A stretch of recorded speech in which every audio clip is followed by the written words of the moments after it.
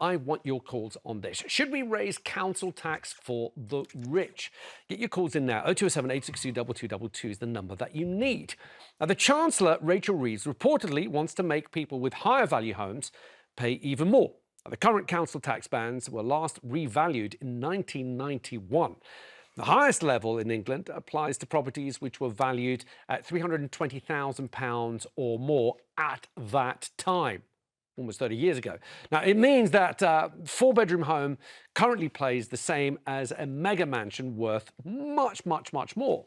So is it sensible to add a higher council tax band for the most wealthy? So would you think that the councils receive enough money already, or would you like to see richer households or bigger households pay more? Henry, what do you think? I think we have to change the way we view this, because if we haven't revalued our council tax bands since 1991... And I should say this is in England. Wales have done so in 2003. Yeah. OK, so in 1991, the highest band were for properties valued at $320,000 or more. And we think that the average house price now is about £250,000 or so a year. It tells you just how out of kilter things are. When you consider just how cash-strapped councils are at the moment, you consider that councils up and down the country have been going bankrupt, but people are getting older, they're getting more disabled, they need the social care, they need the help, the home help.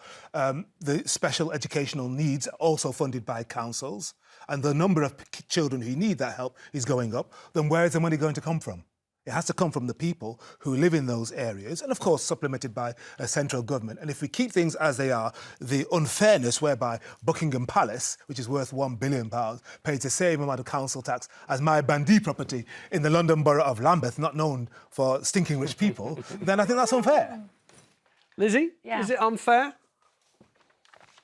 This is unfair on the wealth, because there are not going to be any wealthy people left here. Let me tell you, 16,500 are already set to leave this year alone. So they say, We have to be careful with the study that's come up with that, because it's since been mildly questioned as the methodology. But you're worried that if we're going to tax more wealthy people, they're just going to pick up and leave. Well, of course they are, because what but is it fair, though? Is it for them to stay? OK, look, I get your point, but here's a question.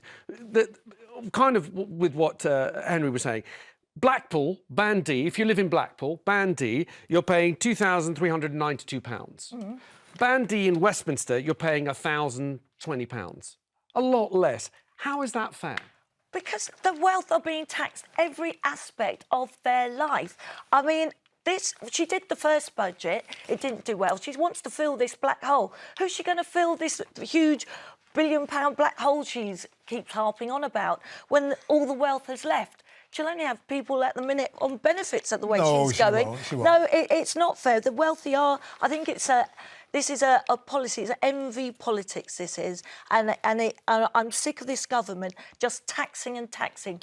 The growth is stagnant at the minute. And how are we supposed to grow when all she's doing is taxing and taxing? Why doesn't she look into the waste the councils do? OK, well... There's so much waste in our councils. But the point is, there isn't. Look at the reform... Oh, there is? No, look at the reform councils they've come in. It's 12, including the metro districts. And they're really struggling to do their Doge, their Elon Musk-style Doge.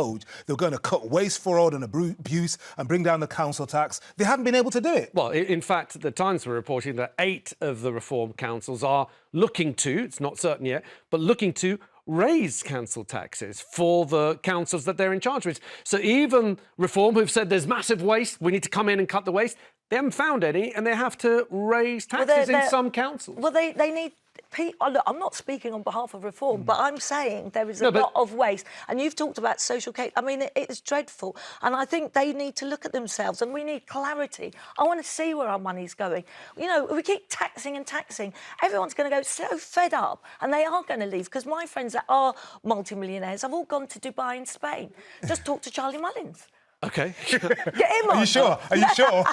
All right, Diane. It hasn't ended well. I'm going to talk to Diane in Northumberland, I think, rather than Charlie Mullins. Diane, help us out here. Do you think that the Chancellor should raise council tax for the wealthy? Definitely. I live in a 3-bedroomed house on my own, and my council tax is £187 a month. Mm-hmm. Now, I'm a pensioner. And there's a house gone up for sale up the street. It's 300,000. Now, there was a one down the south, a band D, and I was paying miles more in council tax than the band D down the south, worth 3 million. That is true. Band D in Westminster, as we said, is only £1,019, so much more than what you're paying. But what do you say, the point that if you're going to be putting more and more taxes on wealthy people, they're just going to start leaving the country? And if they leave, then actually your tax revenue starts going down because there's fewer people to collect it from. But if they're multimillionaires, surely they can spare a bit of money. It's utter greed. Oh, I've got millions. Lizzie, I'm looking at you. I mean, Diane's making a fair point. Diane, but where's the incentive to make money if you're just going to keep getting taxed and taxed and taxed? Where's the incentives we're going? The incentive to be entrepreneurs. To be an entrepreneur, growing up thinking, no, you know what? You're still going to get to keep the majority. They're still going to get to keep the majority of your money. And if you're really, really worried, you'll find very, very tax-efficient ways of keeping them. What's the point? No, they won't say what's the point. The vast majority of wealthy people, I hope, are patriotic and want to see a country where people are supported according to their need. Henry, right? they will leave. The broadest shoulders carry the greatest load. Henry, I'm going to bring you back to Earth. I'm going to bring you back to Earth. I am on Earth. The majority this is Earth. The majority of the wealthy feel they are being taxed at every avenue. What kind of country do they want to live in? Because what kind of country and they're not happy where their tax is going either. They're not happy with the state of this country. Schools, hospitals, roads, all of these things. Elderly people, pensions. I've got a pothole in my road that hasn't been filled for like the last 4 years. You can fit someone in it. Increase your council tax, then you can fill it. Oh, yeah. So, no, do you know what, Henry? I am appalled that we are getting taxed from every avenue. This budget, you've got another autumn gloom and doom of Rachel Reeves. How about it get right the first time? In fact, why, she's changing now. Doesn't she remember with Margaret Thatcher changed the poll tax? Mm-hmm. Remember what happened to her? Yep. Rachel Reeves got to stop changing things. The only thing she'd change is her career.